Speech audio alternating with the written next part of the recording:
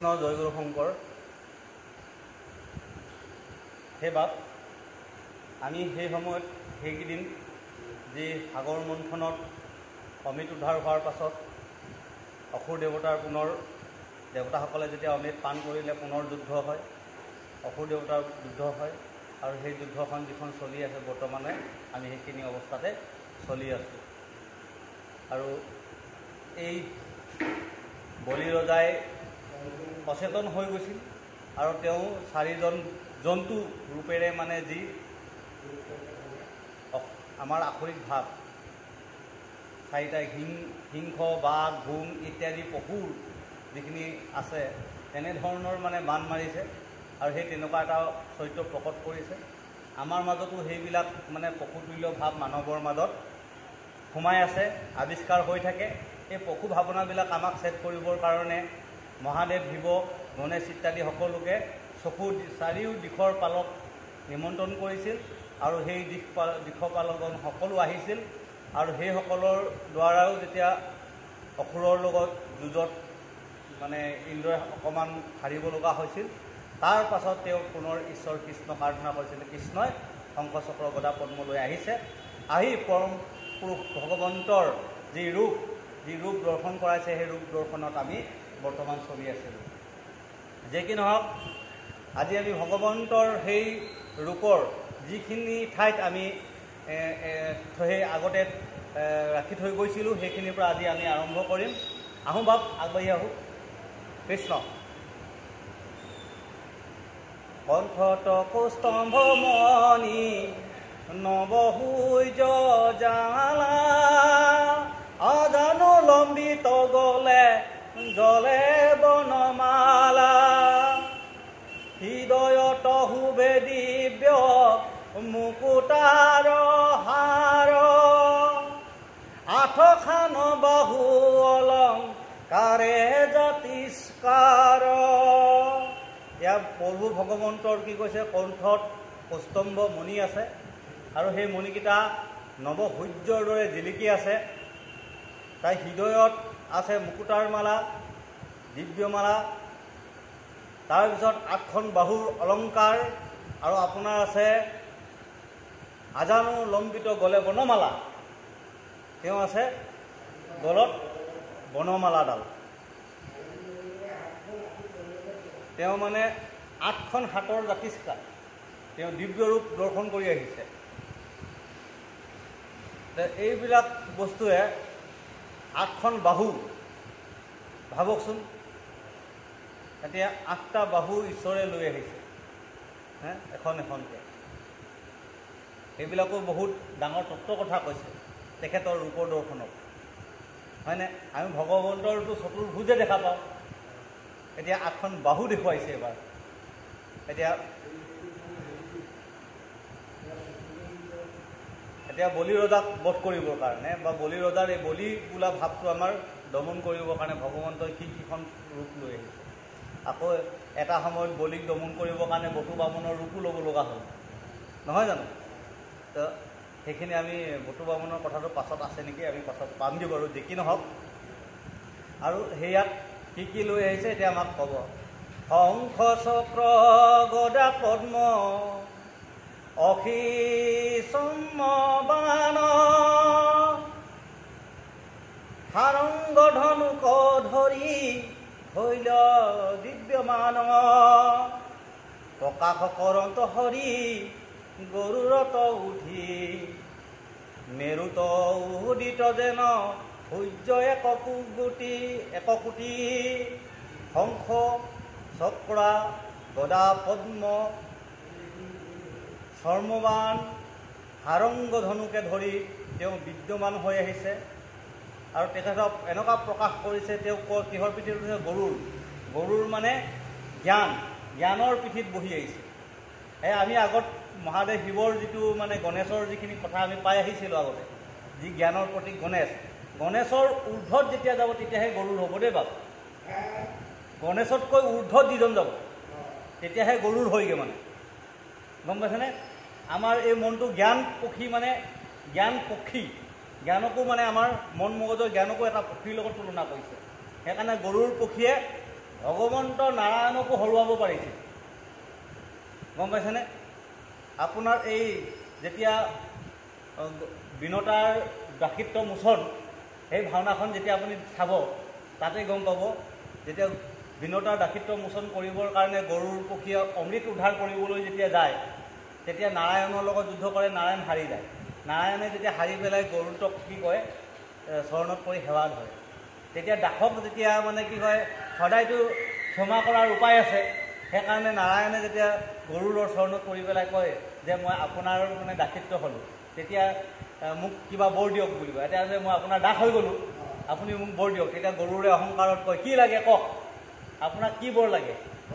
তেতিয়া নাৰায়ণে কয় যেন মই আজীৱন আপোনাৰ পিঠিত উঠি থাকিব পাৰোঁ, গম পাইছেনে? মোক এই বৰটো পালেই মোৰ হৈ গ'ল। নাৰায়ণ কিমান টেঙৰ দেখিছেনে? যে গৰুৰ পক্ষীৰ ওচৰত তেওঁ সৰু হৈ গ'ল, হোৱাৰ পাছতো আকৌ গৰুৰক কৈছে কি আপোনাৰ পিঠিৰ ওপৰত মই উঠি থাকোঁ। এতিয়া দাসত্ব যিজনে ভাৱ সৃষ্টি কৰিলে সেইজনক কি ক'লে, গৰুৰে দিবলৈ বাধ্যতামূলক, কাৰণ শৰণাপন্ন হৈছে। তেতিয়া সেই দিবলৈ বাধ্যতামূলক হোৱাৰ কাৰণে আকৌ নাৰায়ণে গৰুৰ পিঠিৰ ওপৰত বাহনৰ ওপৰত বহিলে। এতিয়া কৈছে কি, আমাৰ শংকৰ গুৰুজনাই এইটো কথাই আমাক দৰ্শন কৰাইছে যে যিমান পাৰা দাসত্ব ভাৱ হ'বলৈ কৈছে। সেইকাৰণে শংকৰ গুৰুজনাই এই তত্ত্বটো বুজি পোৱাৰ কাৰণে তেওঁ এটা বস্তু আমাক কৈ থৈ গ'ল, কৃষ্ণৰ কিংকৰে ৰচিলা শংকৰে হৰি হৰি বোলা নিৰন্তৰে। সেইকাৰণে তেওঁ কৈ গৈছে, তেওঁ নিজকে ইমান কিংকৰ কৰিছিল, ইমান দাসত্ব ৰূপে নিজক দেখুৱাইছিল যে তেওঁ এটি ভগৱন্তৰ চাকৰ হৈ গৈছে, মানে গম পাইছেনে? ইমান তললৈ তেওঁ নামি গৈছে। আমাকো তেনেধৰণৰ দাসত্ব হ'বলৈ কৈছে। দাসত্ব হৈ আপোনাৰ মৌপিয়া চৰাই হৈ পৰ্বত দাঙিবলৈ পৰা কথাষাৰৰ দৰে মানে কথাষাৰ কৈছে যে আমি ইমানেই দাসত্ব হ'ব লাগে, টিনৰ দৰে দাসত্ব হৈ সংসাৰৰ বুজা মানে ল'ব পাৰে। তো সংসাৰখনক কোনে, এতিয়া শংকৰদেৱে কি হ'ল, সংসাৰখনক উদ্ধাৰ কৰি থৈ গৈছে, জগতকো উদ্ধাৰ কৰিছে নহয়। নিজ কুলতাৰী ভকতি বিস্তাৰী, মাধৱদেৱে সেইকাৰণে লিখিছে শংকৰদেৱক, নিজ কুলতাৰী ভকতি বিস্তাৰী বান্ধল হৰিগুণ হেতু, কলিযুগে পাপ পৰিধি হ'ব নোৱাৰো তাৰণ কাৰণ হেতু।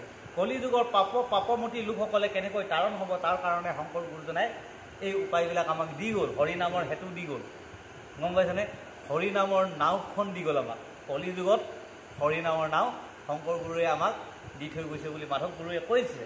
তো আমাক তেনেকুৱা এটা দাসত্বৰ কথা কৈছে। এয়া এতিয়া আমাক কি কৈছে, গৰুৰৰ পিঠিত উঠি একদম মেৰুত উঠি মানে সূৰ্য এটা মানে কোটি সূৰ্যৰ দৰে তেওঁ জিলিকি হৈ আহিছে।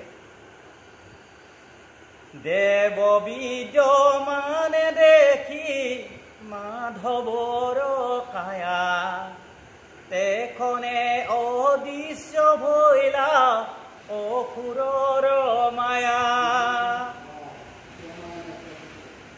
ফেৰিল আন্ধাৰ যেন সূৰ্যৰ কিৰণে, দক্ষু দিশ প্ৰসন্ন দেখিল দেৱগণে। এতিয়া কি হ'ল, যেতিয়াই মানে প্ৰভু ভগৱন্তৰ আৱিৰ্ভাৱ হৈ গ'ল, চাৰিওফালে পোহৰে পোহৰ হৈ গ'ল। অসুৰৰ যিবিলাক ৰূপ আছিল, অসুৰৰ যিখিনি কায়া আছিলে, সকলো ছাৰখাৰ হৈ গ'ল। যেনেকৈ ৰাতি আকাশত ইমানবোৰ তৰা ওলাই থাকে, আমি ইমানবোৰ লাইট জ্বলাই আছোঁ, আমি ইমান চাকি জ্বলাই আছোঁ, ৰাতি সেইবিলাককে আমি পোহৰ বুলি ভাবি আছোঁ। দিনৰ সূৰ্য ওলোৱাৰ লগে লগে সেই চাকিৰ কোনো কাম নাই।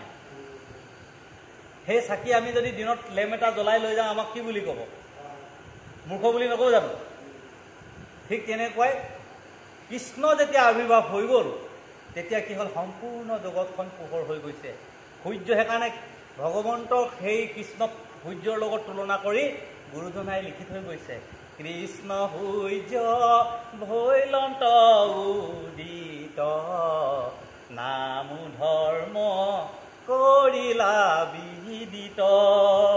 সেইকাৰণে কৃষ্ণ সূৰ্য যেতিয়া আৱিৰ্ভাৱ হৈ গ'ল, সকলো এই অসুৰৰ মায়া ছেদ হৈ গ'ল, মানে আন্ধাকাৰ দূৰ হৈ গ'ল, নাইকিয়া হৈ গ'ল। সেইকাৰণে কলিকালত আমাক কি কৈছে, কেৱল কৃষ্ণ নামৰ আমাক আশ্ৰয়হে দিলে, যে নামেহে পোহৰ জাগিত কৰিব। এতিয়া সেই বস্তুটো আমাক সুন্দৰকৈ দৰ্শন কৰোৱালে। ইহিৰাম লভিল চেতন যেন নিদ্ৰাহন্তে জাগি দুনাই সমৰ্থন ভৈলো দানৱক লাগি মাধৱক দেখিয়া আনন্দ দেৱতাৰ পৰি পৰি ভূমিত কৰন্ত নমস্কাৰ। আৰু প্ৰভু ভগৱন্তক দেখাৰ লগে লগে দেৱতাসকলে পৰি পৰি নমস্কাৰ কৰিব ধৰিলে। এতিয়া চাওক প্ৰভু এই যে শিৱৰ যিখিনি লোক শিৱলোকখিনি যেতিয়া আমাক দেখুৱালে, সেই শিৱলোক পাৰ হোৱাৰ পিছতহে নাৰায়ণৰ লোক কেতিয়া আমাক দেখুৱালে। ভাগৱতীও এই আগত মহাদেৱ শিৱৰ পৰিয়ালৰ কথা ক'লে নহয়নে, দশোদিগ পালগণৰ কথা ক'লে, দুৰ্গাৰ কথা ক'লে, গণেশৰ কথা ক'লে, কাৰ্তিকৰ কথা ক'লে। এইখিনি হৈছে শিৱ দুৰ্গা, এইখিনি কৈছে ধ্যান যুগ, জ্ঞান যুগ, কৰ্মযুগ ইত্যাদিলৈকে। গম পাইছে, সেই পৰিয়ালটো হৈছে ধ্যান জ্ঞান কৰ্মযুগ, গম পাইছেনে? সেইখিনি লাগে ত্যাগ, এইখিনি লাগে মানে কি হ'ল মহাদেৱ শিৱৰ পৰিয়াল। আৰু যেতিয়া সেইখিনি শেষ কৰি এটাই আমি ভক্তিত সোমাম, ভক্তি যুগত আমি যেতিয়া সোমাম, সেয়া হৈছে ঈশ্বৰ কৃষ্ণক পোৱা। কৃষ্ণক পাবলৈ হ'লে আমাক ভক্তি লাগিব, আৰু সেই ভক্তি হৰিনামতহে পোৱা যায়, বেলেগত আমি এই ভক্তি নাপাওঁ। আমি মহাদেৱক আৰাধনা কৰিলে ধ্যান যুগ পাম, গণেশক আমি ধ্যান কৰিলে জ্ঞানৰ যুগ পাম, কাৰ্তিকক যদি ধ্যান কৰোঁ ত্যাগ যুগ পাম, দুৰ্গাক যদি আমি আৰাধনা কৰোঁ তেতিয়া আমি কৰ্মযুগ পাম। সেইকাৰণে কৰ্মকাণ্ডীয় বুলি কোৱা হয় সেইসকলক, গম পাইছেনে? কৰ্মকাণ্ডীয় বুলি নকয় জানো? সেইবিলাক কৰ্মযুগ। কৰ্ম মানে কি? এটা এটা বস্তু আমি ত্যাগ কৰিব লাগিব। কেনেকুৱা? পশুতুল্য ভাৱবিলাক আমি কাটিব লাগিব। সেইকাৰণে মহিষ নামৰ অসুৰটোক দুৰ্গাই মাৰিছে। মনৰ মাজত জাগিত হোৱা অসুৰৰ স্বভাৱবিলাক আমি মাৰিব লাগিব। কেনেকুৱা? জিভাত জাগিত হোৱা ছাগলী, লেপ লেপ লেপ লেপ ছাগলীৰ যিটো স্বভাৱ, লোভৰ স্বভাৱেই হ'ল আমাৰ ছাগলী, তাক আমি বধ কৰিব লাগিব। বাপ সেই বস্তুটোক আমাক দৰ্শন কৰাইছে যে ছাগলী ভাৱটো আমাৰ বধ কৰিব লাগিব। সেইখিনি কৈছে আমাৰ, সেইখিনি আমাৰ মানে কৰ্মযুগ, ধ্যান যুগ, এই ইত্যাদি ইত্যাদি সেইবিলাক বস্তুটো আমাৰ শিৱ পৰিয়ালটো দেখুৱালে। সেই পৰিয়ালটো পাৰ হোৱাৰ পাছতে আমি ভক্তি যুগত পাম, য'ত ভক্তি যুগত পোৱাৰ লগে লগে আমাৰ নৱকোটি সূৰ্যৰ যেন পোহৰ হ'ব, আৰু আখৰিক ভাৱনাসমূহ সকলো সেই কায়াবিলাক নাইকিয়া হৈ যায়, ঈশ্বৰৰ দৰ্শন হয়। এতিয়া দেৱতাসকলে তাত পৰি পৰি নমস্কাৰ কৰিছে। লভিলে চেতন যেন নিদ্ৰাহন্তে জাগি দুনাই সমৰ্থন ভৈলো দানৱক লাগি মাধৱক দেখিয়া নন্দ দেৱতাৰ পৰি পৰি ভূমিত কৰন্ত নমস্কাৰ। হে ৰাম সৰ্বনাশ ভৈলো হন্তে আজিৰ প্ৰমাদে এৰাইলো দুৰ্গতি প্ৰভু তোমাৰ প্ৰসাদে তলুক ঈশ্বৰ পাইলো তোমাক সহায় আচুক দানৱ মৰ নোক নাই ভয়। দেৱতাসকলে প্ৰভু ভগৱন্তৰ ওচৰত কৈছে কাকতি কৰি যে হে প্ৰভু, আমাৰ এই ওচৰত আমাৰ মৰিবলগীয়া জীৱনৰ পৰা আমি বাচিছোঁ। আজি আপুনি আমাক আহি এই সৰ্বনাশ হোৱা জীৱনক আমাক বচাই তুলিলে। যে আমাৰ এই জীৱনটো সৰ্বনাশ গতিলৈ গৈ আছে। কেতিয়া গৈছে? এই বলিৰূপী আখৰিক ভাৱনাবিলাক ছয়ৰিপুৰ বান্ধোনত আমি পৰি পৰি আমাৰ জীৱনবিলাক আমি শেষ হৈ সৰ্বনাশ গতিলৈ আমি নি আছোঁ। এই লোভৰ তাৰণাত পৰি পেলাই আমাৰ নাখাবলগীয়া বস্তু খাই আছে, সেয়ে আমাৰ উচিতজনক বুলি কৈছে। গম পাইছেনে? মায়াৰ কবলত পৰিছে, বিভিন্ন ধৰণৰ নেখেলিবলগীয়া বস্তু খেলিবলৈ আৰম্ভ কৰিছে। গম পাইছেনে বাপ? মায়াৰ এই বলিৰূপী যৌৱনকালৰ অহংকাৰতা, লোভৰূপী আমাৰ মায়াৰ বান্ধোনত এতিয়া চবচে ডাঙৰ বস্তু হৈছে আমাৰ ধনলোভ। ধনলোভৰ মায়াত পৰা লিখা বৰ ডেঞ্জাৰ বস্তু। আৰু তাতকৈ ডাঙৰ হৈছেতো আমাৰ ধৰ্মলোভ। ধৰ্মৰ মায়াত পৰাজন একদম বেলেগ আচৰিত, আৰু তেওঁ মানে বিভিন্ন ধৰণৰ নতংগী দেখাই দিব। গম পাইছেনে বাপ? কেনেকুৱা ধৰণৰ নতংগী দেখাব? য'তে ত'তে পৰি দিব, চুলি তুলি মেলি দিব। সেইবিলাক ভাৱ হৈছে ধৰ্মৰ মায়া। গতিকে ধৰ্মক ধৰিবলৈ জানিব লাগিব জ্ঞানৰ দ্বাৰা, ঈশ্বৰৰ ভক্তিৰ দ্বাৰা। সেইটো আনিব লাগিব আমাৰ কেৱল সাধু সংঘতে পোৱা যায়, কেনেকৈ আমি এজন সৎপুৰুষ হ'ব পাৰি। এই সাধু সংগৰ দ্বাৰাহে আমাৰ এইখিনি বস্তু শুদ্ধতা আমাৰ জাগিত হ'ব। বিনা সাধুত এইখিনি কাম নহয়। এতিয়া আমি সেইখিনি কথা সত্য কৰিবলৈ হ'লে আমাৰ ভাগৱত দৰ্শন কৰিব লাগিব। ভাগৱত দৰ্শনৰ দ্বাৰাহে হ'ব। এতিয়া সেই লোভৰ অহংকাৰত পৰি পৰি নিজকে দিনে দিনে এই বলিৰূপী অসুৰৰ মাজত সোমাই গৈ নিজৰ জীৱনটো অনিষ্ট কৰে। সেই অনিষ্টৰূপী জীৱনৰ পৰা বাচিছোঁ দেৱতাসকলে কৈছে। দেৱতা মানে কাক বুজাইছে? যিসকল লোক জ্ঞানী ঈশ্বৰৰ ওচৰলৈ আহে, বাৰে বাৰে ঈশ্বৰৰ চৰণত পৰি থাকে, কিবা এটা বিপদ হ'লে সেই প্ৰভু ৰক্ষা কৰা, ভগৱন্তক অৰ্পণ কৰি দিয়ে। গম পাইছেনে? ভগৱন্তৰ ওচৰত আহি তেওঁলোকে নিজক অৰ্পণ কৰে। প্ৰভু মোৰ কিবা দুখ হৈছে নেকি? প্ৰভু মই আজিৰ দিনটোত মই কিবা এটা ভুল কৰিলোঁ নেকি? নিজক মানে নিজৰ জ্ঞানটোক যিজন লোকে ঘূৰাই থাকিব যে আজিৰ দিনটোত আমি হবে কিবা বেয়া কাম কৰিলোঁ নেকি? আমি কিবা এটা বেয়া বস্তু সেৱন কৰিলোঁ নেকি? কাৰোবাক নক'বলগীয়া কথা কৈ পালোঁ নেকি? হে প্ৰভু, এই মানে মায়াৰ বলিৰূপী অহংকাৰৰূপী ভাৱনাত আমাৰ সোমাই পেলাই আমি নক'বলগীয়া কথা কাৰোবাক কৈ পালোঁ নেকি? যিজন মানুহে নিজক সোঁৱৰাই জ্ঞানটোক বাৰম্বাৰ ঈশ্বৰৰ চৰণত পেলাই থাকে, সেইজনহে আচল দেৱতা।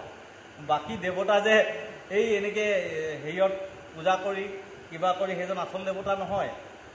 সেয়া হৈছে এটা মায়াৰ বান্ধোনত বন্ধ কোঠাত সোমাই যোৱা, এইটো কি কয় ধৰ্মৰ অন্ধতা বুলি কোৱা হয় তাক। কিন্তু নিজৰ মন মগজক যেতিয়া ঈশ্বৰৰ আশ্ৰয় কৰি কৰি নিজৰ ভুলবিলাক যিজনে সোঁৱৰাই ঈশ্বৰৰ লগত সংযুক্ত কৰে যে কেতিয়াও অপবিত্ৰ যাতে হ'ব নালাগে, সেই বস্তুটো যেতিয়ালৈকে থাকিব, মানে পবিত্ৰ ৰূপত নিজক জীয়াই ৰাখিব, সেয়াই হৈছে প্ৰকৃত একোজন দেৱৰূপী ভাৱনা। গতিকে আমি নৰৰ পৰা নাৰায়ণ হ'বলৈ চেষ্টা কৰিব লাগিব, নৰৰ পৰা নৰকাসুৰ হ'ব নালাগিব। এই কথাষাৰ যিজনে লক্ষ্য কৰিব সেইজন হৈছে প্ৰকৃত দেৱতা। এ ৰাম এহি বুলি ৰংগে দেৱে কৰি সিংহনাদ, বাৱে ডাক ঢোল ভেৰি দুন্দুৰ বিষবদ, মৃদংগ গোমুখ শংখ তবল কোবাৱে, অনেক তৰ্জন কৰি দানৱক ভাৱে, হৰিকৈ স্মৰণে নিস্তৰিল দেৱগণ, হৰি সুমৰণে সৰ্ব বিপদ মোচন, হৰি কীৰ্তনে ঘূৰ সংসাৰ কতৰি, হেন জানি সৰ্বজনে বোলা হৰি হৰি। এতিয়া আমাক গুৰুজনাই ইমান সুন্দৰকৈ কৈছে যে দেৱতাসকলে সেই হৰি স্মৰণ কৰি সকলো বিপদৰ পৰা তাৰণ পাইছে। এতিয়া আমাৰ হৰি স্মৰণ কৰিলে সকলো তাৰণ হয়, হৰি কীৰ্তন কৰিলে সকলো যিকোনো বিপদৰ পৰা আমি তাৰণ পাম বুলি আমাক কৈ থোৱাৰ স্বত্তেও আজি আমাৰ লোকসকলে এই কৰ্ম কৰিবলৈ নাহে, হৰিৰ চৰণত শৰণ ল'বলৈ নাহে, হৰিৰ চৰণৰ পৰা আঁতৰি কৰ্মকাণ্ডীয় চৰণলৈ দৌৰি দৌৰি যায়। আমুক কৰা, আমুক পূজা কৰা, তামুক পূজা কৰালৈ গৈ থাকে। কিন্তু আমাক কৈছে সেইসমূহৰ পৰা আঁতৰি আহি কেৱল হৰি কীৰ্তন কৰা অনায়সে এই সংসাৰ তৰিব পাৰিবা বুলি কৈছে সৰ্বজনে। সেইকাৰণে হৰি হৰি ক'বলৈ কৈছে। হৰিয়ে তৎক্ষণাত তেওঁৰ নাম কীৰ্তন স্মৰণ কৰিলেই সকলো বিপদ মোচন হৈ যায় বুলি আমাক ভগৱন্তই ইয়াত কৈছে।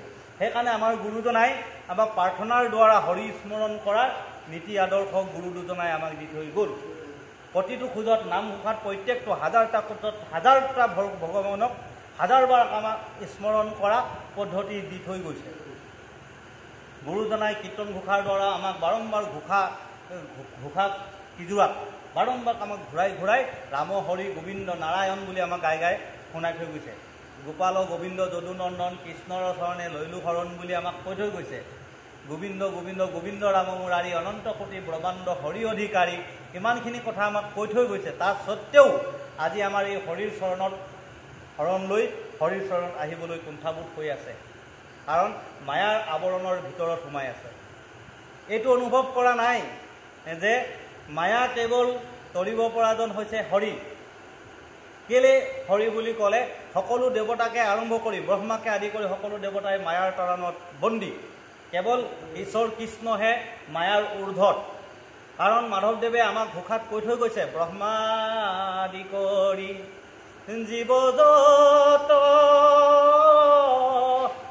ৰাম ৰাম ৰাম ৰাম ৰাম মায়া সজামাজে আছয় ভূমতি যায়। কবলত ব্ৰহ্মাকে আদি কৰি সমস্ত দেৱতা পৰি আছে, কিন্তু হৰিহে কেৱল মায়াৰ ঊৰ্ধত। সেইকাৰণে আমাৰ চৈতন্য হৰিৰ ওচৰত আমাক শৰণাপন্ন হ'বলৈ কৈছে। অন্য তেজি কেৱল নিৰন্তৰে হৰি ভজিবলৈ কৈছে। হৰি ভজিলে সৰ্ব দুখ মোচন হয় বুলি আমাক এই ভাগৱতেও আমাক কৈ গৈছে। আৰু সেইকাৰণে আমাক হৰিৰ ওচৰত আহিবলৈ কৈছে, যে আমাক কৈছে যে সৰ্বধৰ্ম কৃষ্ণৰ লগতে চলি গৈলা, কলিযুগে হৰি নাম এক স্থানে ৰৈলা। কলিযুগত হৰি নামে এক স্থান হিচাপে আমাক ভগৱন্তই দি থৈ গৈছে তৰণৰ কাৰণে। বাকীবিলাক সৰ্বধৰ্ম ভগৱন্তই লগত লৈ গুচি গ'ল। সেই ভগৱন্ত কৃষ্ণ যেতিয়া আছিলে তেতিয়ালৈকে যাগ যজ্ঞ পূজা পাতল আছিল। কৃষ্ণ যেতিয়া বৈকুণ্ঠ পৰায়ণ হয় তেতিয়া যাগ যজ্ঞ পূজা পাতল কৃষ্ণই লগত লৈ গৈছে, যে সেইখিনিয়ে কলিকালত উদ্ধাৰ কৰিব নোৱাৰে।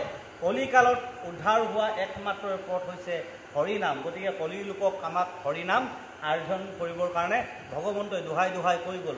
আৰু সেই কথা কৃষ্ণই উদ্ধৱৰ আগত সুন্দৰকৈ ব্যাখ্যা কৰি থৈ গৈছে। এতিয়া উদ্ধৱৰ সেই কথা উদ্ধৱ আৰু কৃষ্ণৰ সংবাদ, সেইখিনি কথাত আমাক শেষত সুন্দৰকৈ কৈ গৈছে, কলিত যে হৰিনামেহে তৰিব, তাৰ বাহিৰে বেলেগ কৰ্মই আমাৰ এই কলিযুগত তৰণ নহ'ব বুলি আমাক কৈ থৈ গৈছে। দেৱৰ উৎসাহত আদি দৈত্যৰ বিষাদ, দেখি কালনে মিতেজিলে সিংহনাদ। সিংহত চৰিয়া হুল ধৰি মহাকূপে, মাধৱক ধাইল বীৰে পৰম আতপে। কৃষ্ণক গৰ্জন্তে যায় কালনে মিৰাগী, তুমিহে গোবিন্দ হব দেৱতাৰ ঘাগী। দানৱ কুলৰ তুমি অনৰ্থৰ মূল, আজি মানহাৰো বুলি পহাৰিলা সাৰ। আৰু ভগৱন্ত কৃষ্ণ যেতিয়া আহিলে দেৱতাসকলে আনন্দ কৰাৰ লগে লগে তাকে দেখি কি হ'ল, অসুৰৰ কালনেমীৰ মহাকোপ উঠি গ'ল। গম পাইছেনে? কালনেমীৰ অসুৰ পূৰা খং উঠিছে, এই বাৰম্বাৰ দেৱতাসকলক ৰক্ষা কৰা তুমিয়ে মূল, তুমি আমাৰ এই অসুৰসকলক অনিষ্ট কৰি থকা বাৰে বাৰে তুমিয়ে আদি মূল, সেই বুলি কৈ একদম কৃষ্ণৰ ওপৰত তেওঁ প্ৰহাৰ কৰিবলৈ আৰম্ভ কৰিছে। মাধৱে দেশন্ত পৰে গৰুড় স্কন্ধে, জাম্পদিয়া হুলগুটে ধৰিল প্ৰবন্ধে। হুলতাই হুলহানি লন্ত বনমালী, বাহনে সহিতে থৈলা অসুৰ কহালি। কালনেমী ভগৱন্তই ধৰি ফুলেৰে কালনেমীৰ বাহনৰ সৈতে একেলগে একদম মানে গাজি থৈ দিলে, একেলগে হিৰি পেলালে নিজৰ বাহনৰ সৈতে। এতিয়া ঈশ্বৰত আমি যদি শৰণ লওঁ, আমাৰ জীৱনলৈ অহা এই কাল, যিবোৰ কয় নহয় আজি বোলে আমুক কাল লাগিছে, তেনেকুৱা তেনেকুৱা আমুকটো মানে গ্ৰহ গতি কিবা কিবি যদি এইবিলাক লগা যিবিলাক কথা পাতে, যে আমাৰ ঘৰখনত এনেকুৱা হৈছে,